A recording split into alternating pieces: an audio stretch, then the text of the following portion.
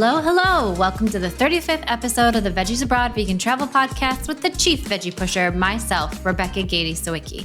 Some of you may already be familiar with Veggies Abroad, but for those of you who aren't, we're a full-service vegan travel company that offers custom planning services, small group trips, a helpful blog chock full of just about everything a vegan or veg-curious traveler could possibly need, and this podcast. With this podcast, I aim to amplify the voices of businesses championing vegan and vegan-friendly options, responsible tourism practices, the environment, and community impact, all things we need more of and must actively support.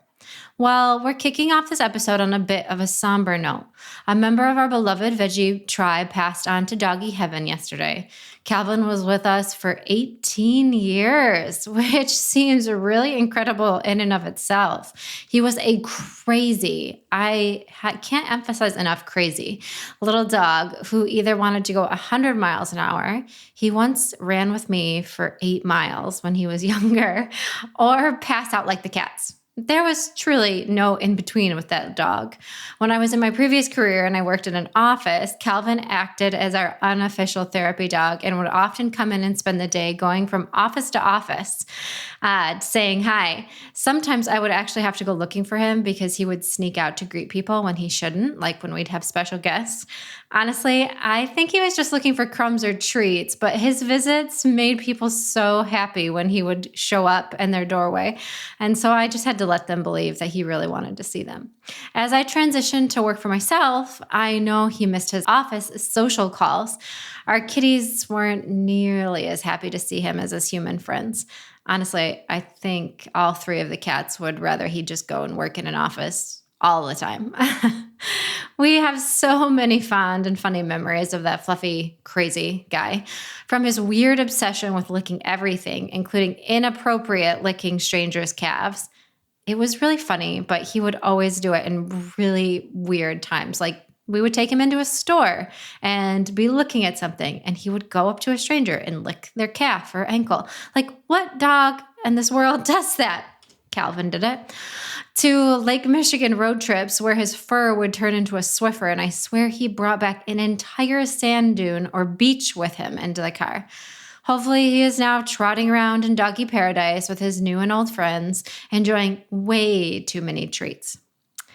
Wow. So how in the world do I transition from that? Well, before I fully transition, since I know you're feeling totally bummed out for me right now, it's a great time to ask if you've left a rating for this podcast.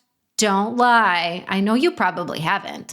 It only takes 5 seconds, if that. On Spotify, you hit the 3 little dots that are next to the gear icon to do it.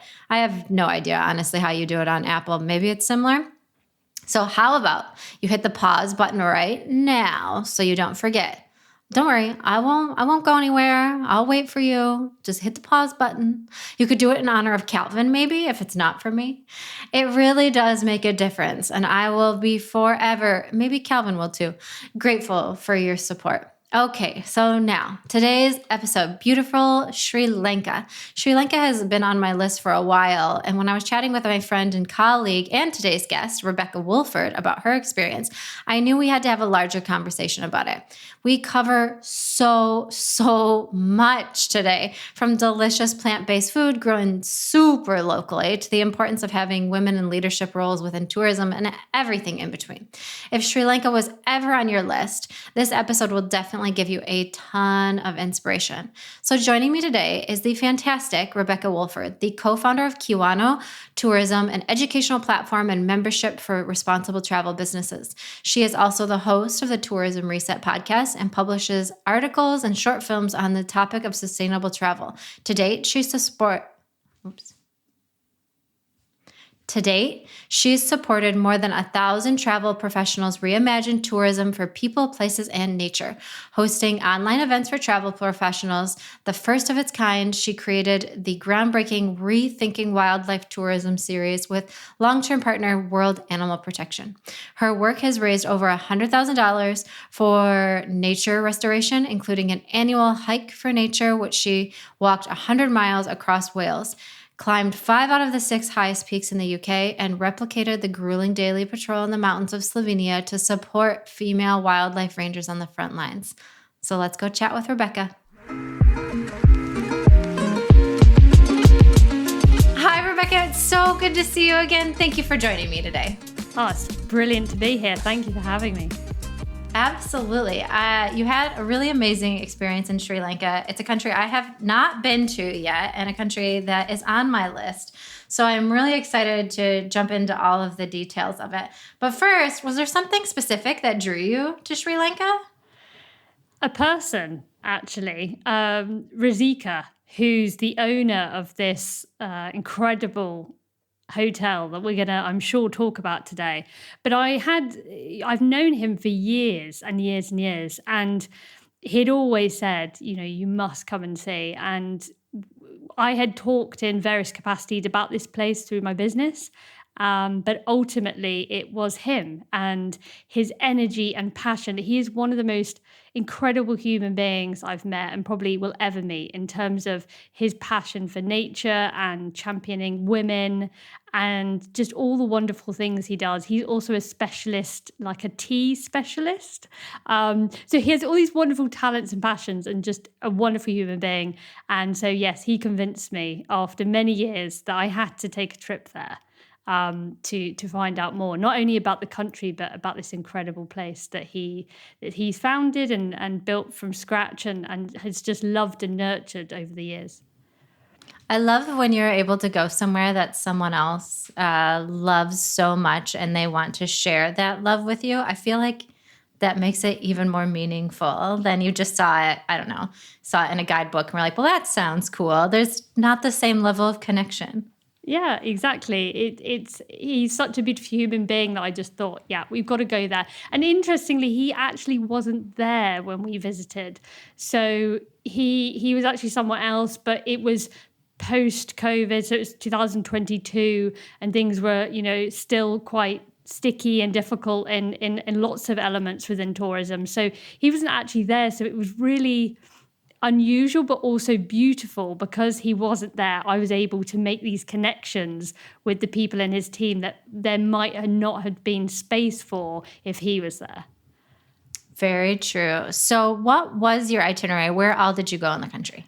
So our first stop was right down on the south by the beach. And it's kind of the best way to describe it is kind of in the middle bit of Sri Lanka, but right at the bottom. I wouldn't say it's the most popular place to go, as in where the majority of people go when they think of Sri Lanka. They kind of think of the places like Kandy, etc. This was much more off the beaten track where the hotel's based. And that was a really important part for me because when I go traveling, I really look for the places aren't the hotspots or the TripAdvisor top, to-do tick list. It's very much where are the least visited places? Where are the places where I might be able to connect at a deeper level with the community and make sure my travel money actually drips through to the local communities rather than leaks out of the country. We first stopped in an area which is called Nonagama, and it's kind of near the Kalamatea area. And there's a beautiful wetland in that area that we went to go and visit. So we started right down in the south. And then later on, we went sort of north. And if you're looking at Kandy, sort of in the middle, to the right of that, you've got the Gal Oya National Park, where you can see swimming with elephants swimming in the sort of valleys there and in the lakes. We didn't see any swimming elephants, but Gal Oya National Park is an incredible national park, and we headed up north later on as well in the trip. So yeah, we did mostly those two areas. And again, typical trips I see of people is kind of trying to do as much as possible within Sri Lanka, doing all the national parks and going all the way around and doing sort of 5-6 different places. I very much like to do less. I think less is more, and actually really immerse myself in maybe 2, maximum 3 places before leaving. So yeah, that's how we approached it. I think that's a really good tip and a really good thing for people to focus in on quality versus quantity. It's something that I get so many times with clients that they're like, how many places do you think we can fit in a week? And I'm like, a week? One? Is this a serious question? I mean, how close are these places? But that's a whole nother podcast episode. One part of your itinerary included a beautiful stay at a place we've already alluded to. Is it Ravana Garden? Ravana. So Ravana Garden. Ravana. Yeah. Maybe I'm saying it wrong, but I've always known it as Ravana Garden. I think that sounds lovely. And I heard you say once that it had some of the best plant-based food that you've ever had. Now, that is a really huge statement to make. What made it so great? Oh, how do I get across the incredible beauty of these dishes? I mean, first of all, I'd say, Ravana Garden is fiercely committed to responsible travel, sustainability, whatever word you want to put on it, with a deep respect for people and place and nature. And by having that focus, they actually removed beef, lamb, and pork they had originally had completely from the menu. They do not offer that to clients, full stop. And what that allowed them to do is create more space for plant-based foods and celebrating sort of ancient meals and wisdom and recipes handed down through the generations that are mostly plant-based. And by removing those very unsustainable foods, they were able to do that in a much bigger way. And they had these two women that were the head chefs, which I thought was wonderful. I think we need more female head chefs, to be honest. And they were from the local village, and they just were these balls of sunshine, always smiling. And they just poured their heart and soul into these incredible meals. And I guess I just felt that love through the plant-based meals that they provided, breakfast, lunch, and dinner.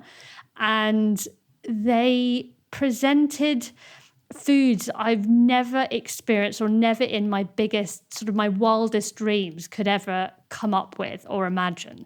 And whether that was something that they had found in the local forest, or because the grounds that Ravana sits in is a sort of herbal sanctuary with beach cabbage and wood apple and Indian plum trees and banana trees and red pea eggplants, and I could just go on.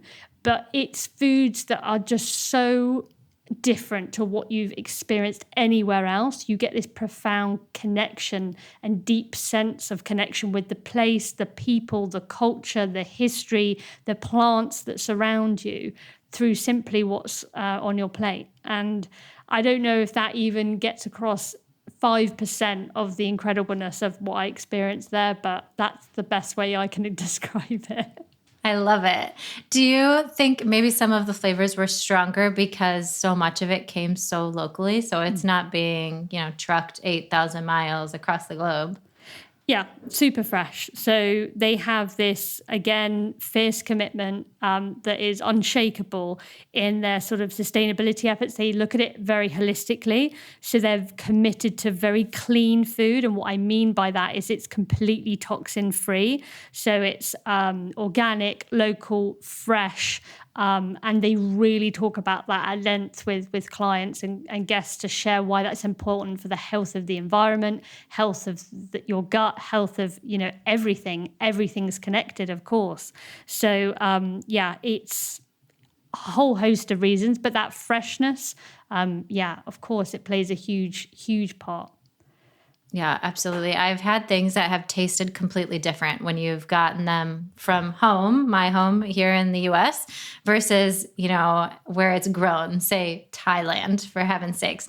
These are like almost two different fruits or two different vegetables when you're able to experience where it is. Do you think, but was some of the food more connected to maybe what was indigenously created? There have been many times when, I've talked with locals and they talk about maybe some traditional foods in Ecuador or traditional foods in Bali, which are heavily plant-based, and they're kind of going back to those roots. Yeah, there was very much talk within the team about rediscovering their roots, the ancient wisdom that had been lost through the Western influence and obviously the colonization of Sri Lanka and all of that. And they were able to kind of go on this beautiful creativity and almost in a playful way, go back to recipes that maybe had been forgotten. And, something about travel that really frustrates me is that we try and cater to meet people's needs. I'm talking mostly mass tourism here, where you could eat the same thing at home as you can somewhere else. The whole point of being in that place is that you're trying things that you'd never be able to try back home, truly. And that connects you with that place and that experience and makes it memorable. And that food has such a rich history that you can almost feel it with every spoonful. It's a pretty special place. I mean, I can share some of the meals that we had and kind of the... Yeah, please, especially if you had favorites. Just to bring it to life, I guess. Let me bring it up here because I won't remember all of them if I don't. I've made a little list. Well, first of all, a good sign of genuine, sustainable hotel that cares about what they're putting in your body, I would say, is that they don't sell things like Coca-Cola or things that you get God. Right. They don't Yes. sell any of that. The juices that you get are papaya or mango or wood apple or the most incredible fresh watermelon juice.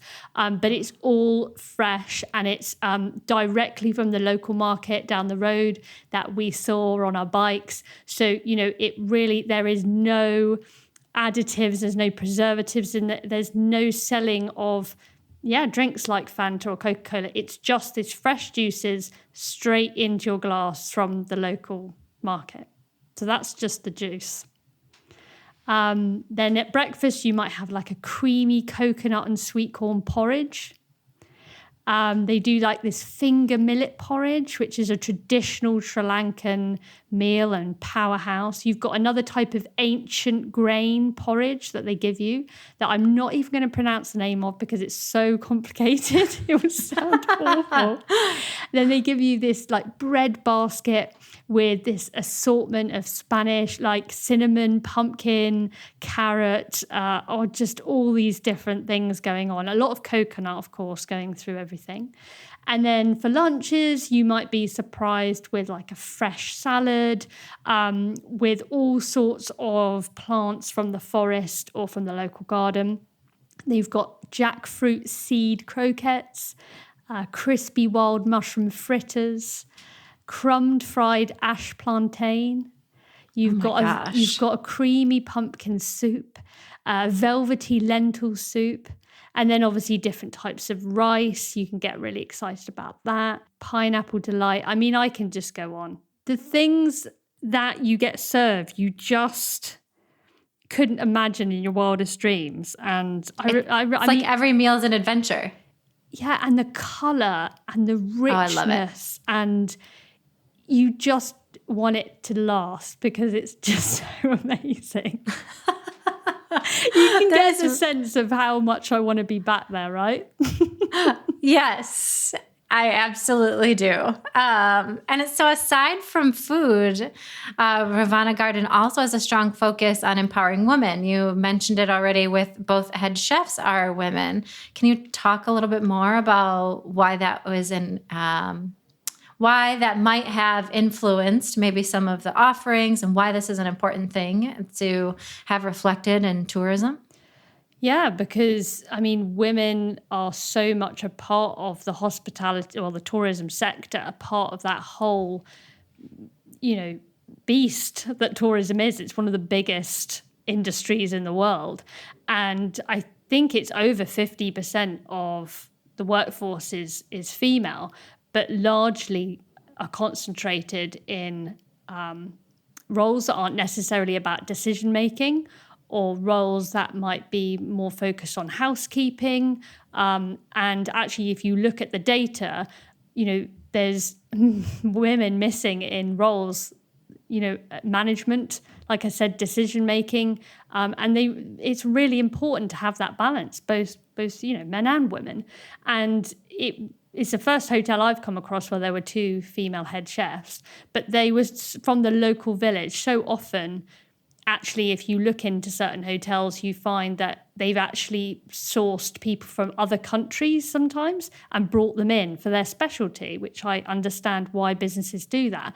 But that doesn't actually give the opportunities to the local people. And I mean really local. I'm talking the next village. I'm not talking Kandy or another city. I'm talking the next village that requires businesses to really invest in training and development. And that's when tourism can be exciting, because it uplifts communities within its doorstep. And that's when you avoid things like tourism leakage and etc.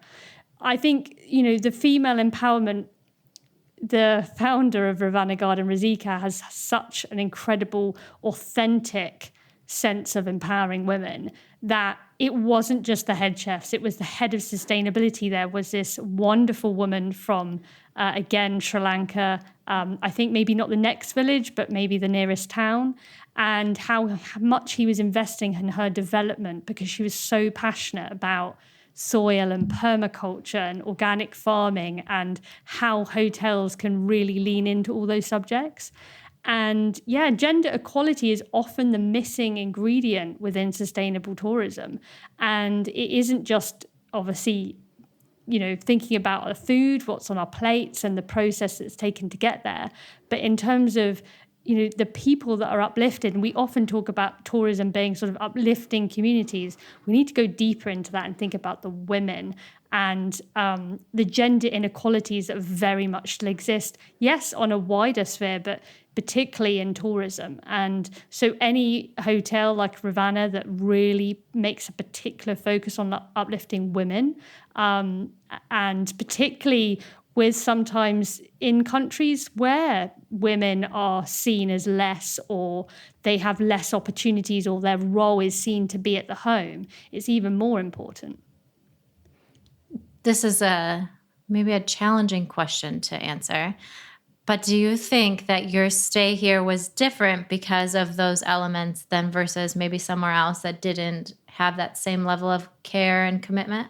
Oh, yeah. It feeds through to everything. You feel it in your bones. You feel it in every corner of what they do within that hotel, how they present, how the dishes come, how you interact with the team. I mean, we had the incredible luxury, if you like, that we were there we were in Sri Lanka for a month. And that was intentional because of the research I like to do on the country, because of I like to go and visit things like the least visited national park in Sri Lanka.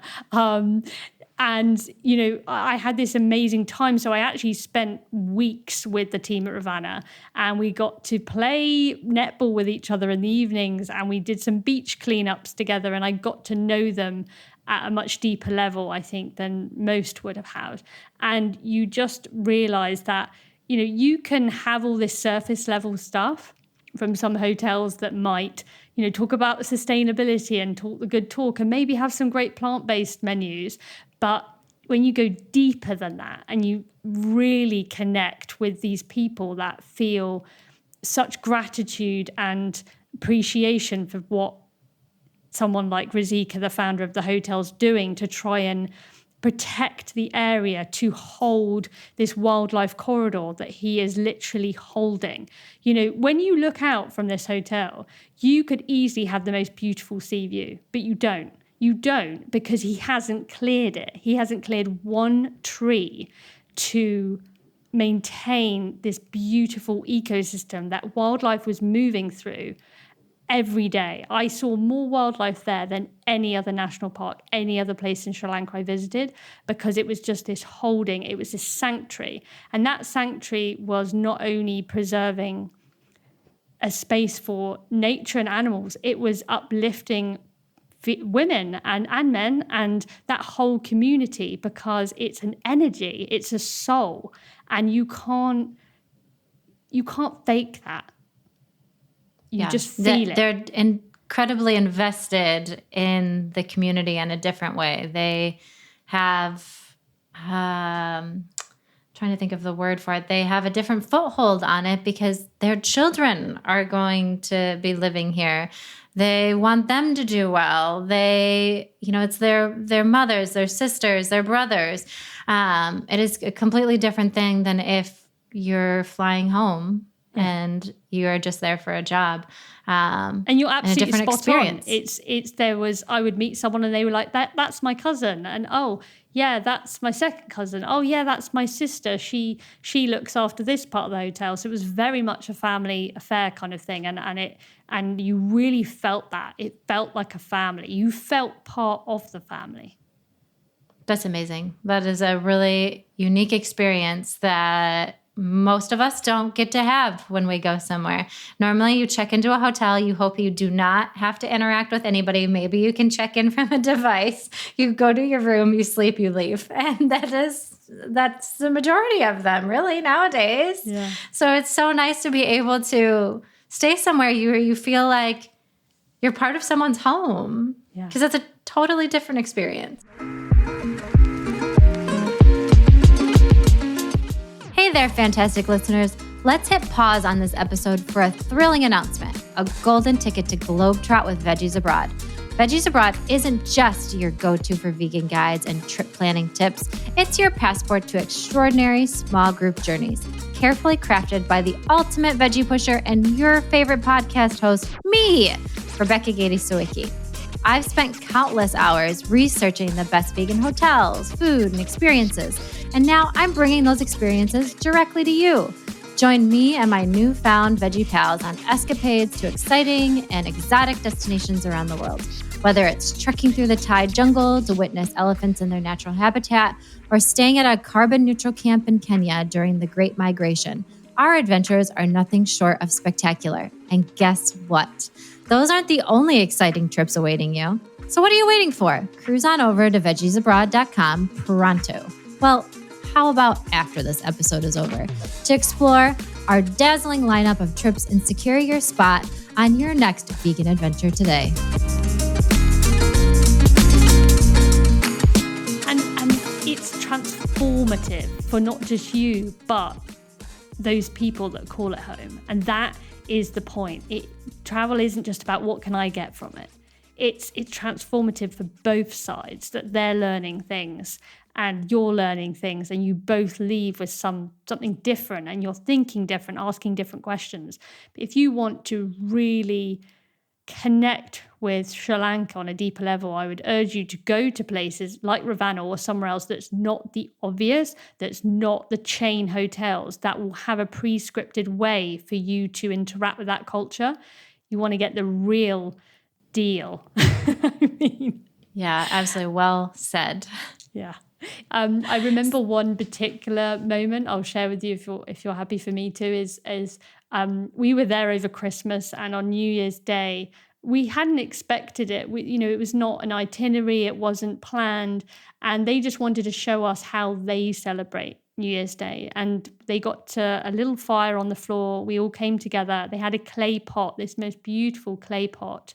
And we just put some milk in it, maybe coconut milk. And we just all stood around it and we watched it boil up and spill over the clay pot as it got hotter.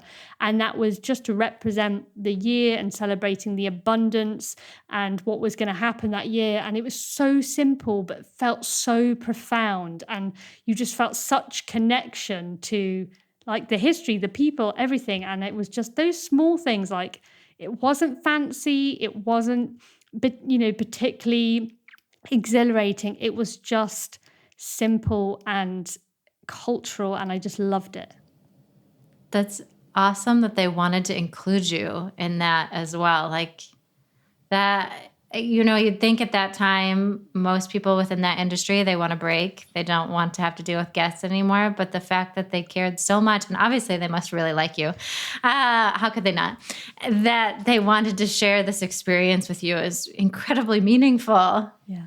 Well, they did it within the hotel grounds. So it was like, it's like, why not? Why not celebrate this New Year's Day with you by boiling some milk in a clay pot? I mean, I've never done that before. Yeah, absolutely. So let's jump over to some of the activities that you've planned during your stay. There were some really incredible ones, and we could probably dedicate an entire episode to it. But let's start with how you chose the most impactful. And I know you've already mentioned like staying off the beaten path. And I think, and how this enabled you to have a better overall experience. I think this hangs up a lot of people because they have a little bit of maybe a fear of missing out on things, and that if they do something that's not mentioned in TripAdvisor, like, will they not have a good experience? So how did you kind of go about that? And do you ever have FOMO, I think is a good question as well. I don't get FOMO because I have self-trust, and I trust in my decisions that are right and aligned with what matters to me and my values. So I don't even give myself the permissional space to have FOMO when it comes to that. I think, it's something I teach within my business, travel businesses, around how do you even approach sustainable travel or responsible travel. And sometimes a really good starting point is simply just not going where everyone else is going. Because those places, those hotspots or honeypots, you can call them, have such pressure. I'm not talking just environmental pressure, sometimes infrastructure pressure on the locals. And that changes the energy of the place, how those local people want to interact with those tourists. We've seen it on the media with tourists, local people protesting and saying, we don't want tourists here. So, you want to seek out the places that are really wanting more people, because they do exist. We talk a lot about over-tourism, but it isn't over-tourism. Doug Lansky talks about it as being unbalanced tourism, which is way more accurate. It's not too many people taking holidays. It's too many people in the same place at the same time. And if you think about just not doing peaks, for example, you think about it in a time period, you can already change the narrative. If you think about not going to the most visited national park in Sri Lanka, which I believe is Yala National Park, where I did my research before I went there, and there was huge stresses put on the wildlife because there were so many safari jeeps, and because there was just way too many people going to this national park that was guaranteeing a sighting of X, Y, and Z. And that brings instant red flags to me. If you want an ethical, responsible guide for wildlife anywhere, they will preempt to you that there is no guarantee, which is what our guide did.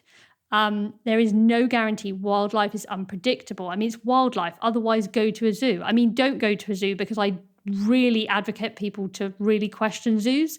And you should read the book How to Love Animals if you want to understand the history of zoos. But yeah, we seeked out the least visited, which ended up being Bundala National Park. And within Vedda National Park, we sought out a local guide who lived literally 50 meters in his house from the entry to the national park. So he was as local as you could get. And he had such reviews that talked about not guarantees of wildlife sightings, but most people talked about how ethical he was, responsible, respectful of the distance, of the way that he carried out the tour. And that's what then led me to go, that's our guide. So we ended up going to the least visited national park, Bundala, and that changed the experience for the animals. They felt less stress, less pressure. We felt better about the experience because of that. And we had the most incredible experience. I'd never, ever seen a wild elephant before. And I remember being in that truck and just crying my eyes out, just seeing it in the distance. And it was just one of those experiences you'll never forget. Yes, absolutely. And that is 100% a very good red flag. If anyone is guaranteeing anything, then there has to be something unethical going on in the background, and take your money elsewhere. There are plenty of other places that were doing something better and will gladly take it. You also did a wetlands tour. Hopefully I'm not butchering this poor name. Kalamitria Bird Sanctuary. And how was that maybe different from some of the other wetlands? I think it's Kalamataya, but I probably got it wrong as well. That sounds better. You probably got it wrong. There's a YouTube So video. sorry, Kalamataya. There's a YouTube video that I made about it that we could maybe put in the notes if people really want to find out about it. Yeah, the wetland experience was something organized through Ravana Hotel, Ravana Garden Hotel.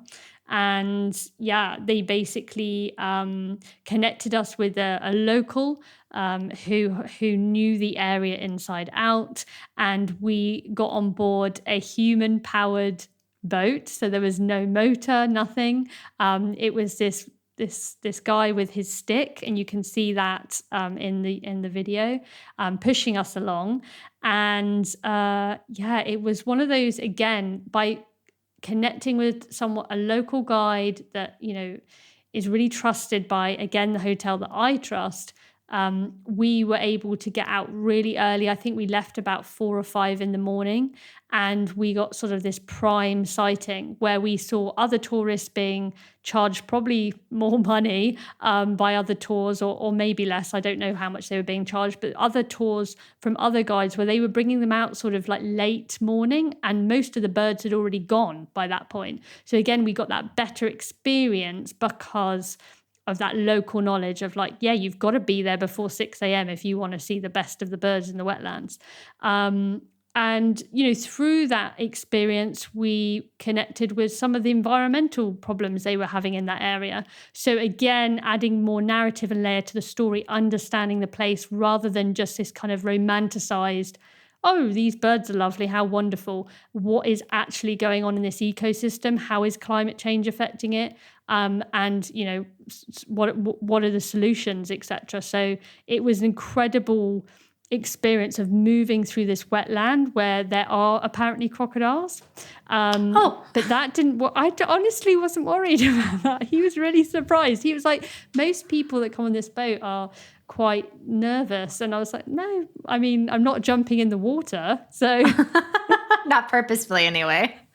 But I think the guide, I can't remember his name, the gentleman that was actually pushing us along, the boatman, he had some situations with a crocodile in the past where he maybe fought one to get his fish or something. I can't remember the story. Oh my gosh. It kind of gave me like, okay, so there definitely are crocodiles in here, right? They can stay over there. You can wave to them as you pass by. There doesn't have to be an interaction. I respect you, crocodile. Yeah. You continue on your merry way. We didn't see any. But we did see some in Bundala National Park when we did that tour for the elephants. We did see a small crocodile. Aside from the wetlands and Bundala National Park, were there other things that were particularly memorable during your stay?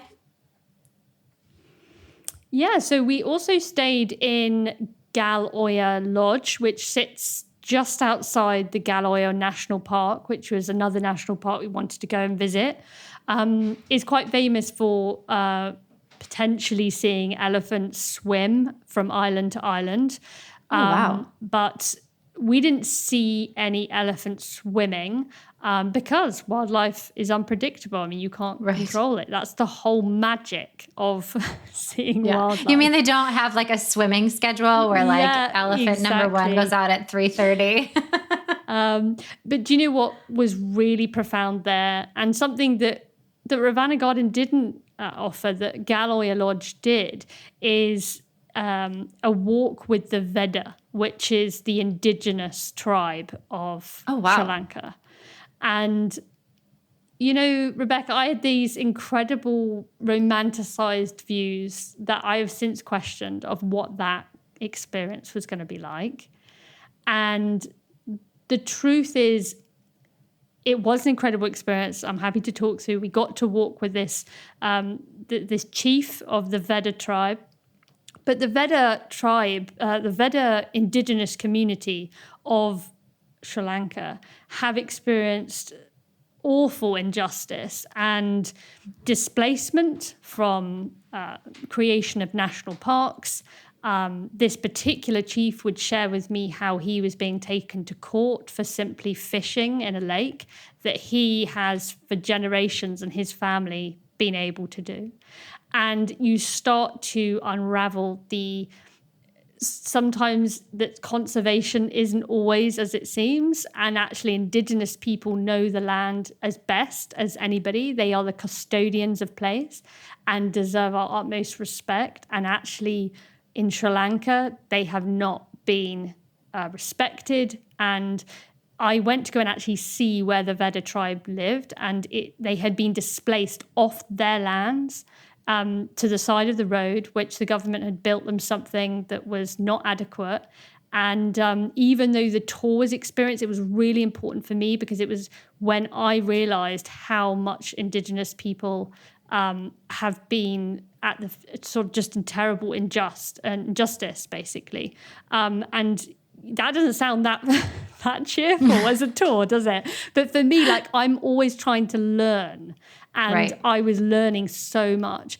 And this walk with the Chief Vedda was incredible. We got to, he showed us a tree. He sort of cut a little slit in the bark, and it looked like blood, like literally the same color, the same consistency. It literally looked like the tree was bleeding.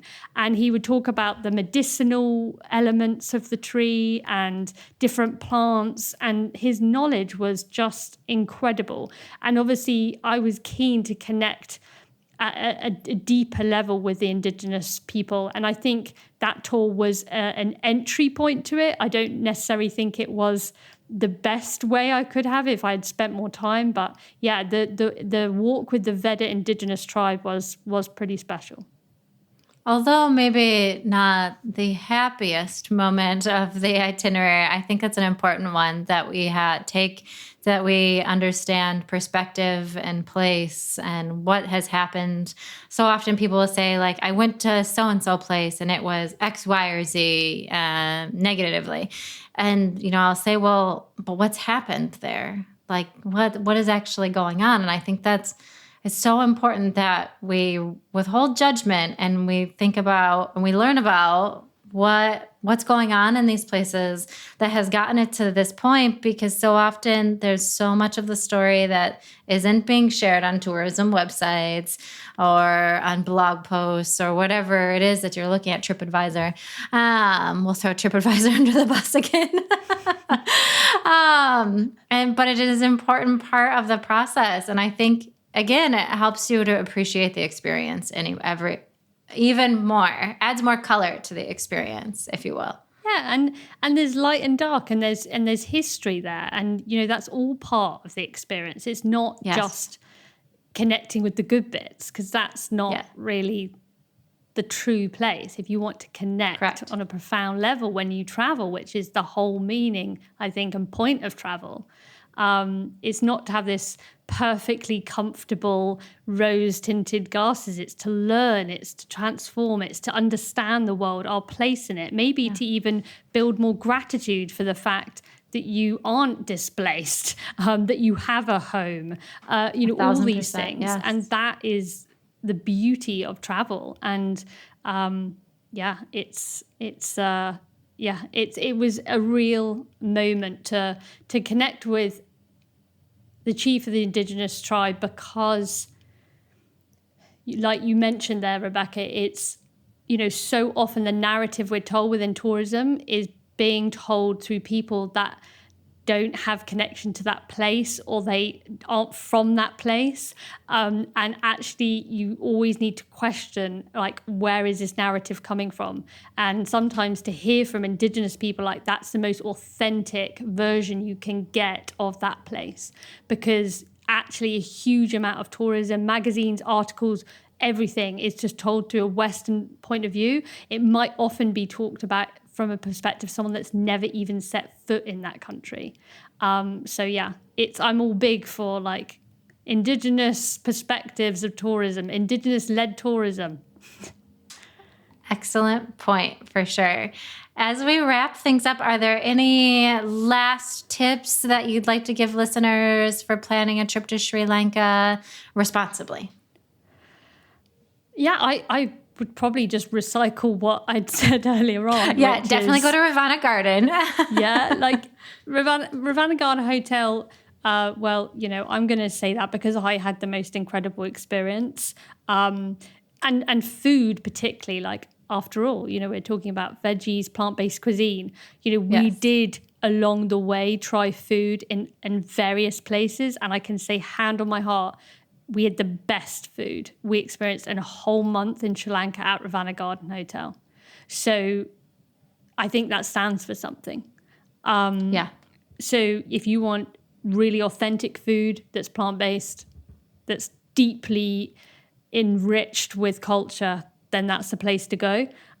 It is more off beaten track than other places, and it's a small hotel. We're not talking about a fancy resort, so you have to have your expectations set on that. It's beautiful, absolutely, very comfortable, but I think it's important to say that taking the wetland tour that they recommend, I definitely say do that, and the bicycle tour around the rice paddy fields, really beautiful. Gal Oya Lodge was also wonderful to connect with. I would recommend that to people because you can visit the national park, and they have a real focus on conservation and of the wildlife at Galoya National Park, and they have sort of a conservation lodge, like an information center you can go in and learn stuff about. So I'd really recommend that too. And honestly, Rebecca, I didn't visit all the other tick box places that people typically do in Sri Lanka, so I can't even comment on Colombo or Kandy or the typical kind of climb up that mountain that I see all over Instagram, and I can't remember the name of it. Like, I didn't do any of that, so I cannot. It sounds like you had an amazing experience. Yeah, I did, but I guess people might expect me to talk about that, but I didn't do it. So yeah, there's just so much, like, any opportunity to connect with nature, local people, indigenous people, like, that is when you get the true beauty of Sri Lanka, because it is a truly beautiful place. It sounds amazing. And now I really need to move it up on my list higher. Rebecca, thank you so much for joining me today. This was such a pleasure, such an amazing conversation, and I appreciate your time. Thank you for having me. Thank you so much for tuning in. I hope you enjoyed this episode as much as I did. If you did, please consider subscribing and leaving a review. If you'd also like to learn more about upcoming Veggies Abroad tours or get additional travel help, visit veggiesabroad.com and also join our newsletter.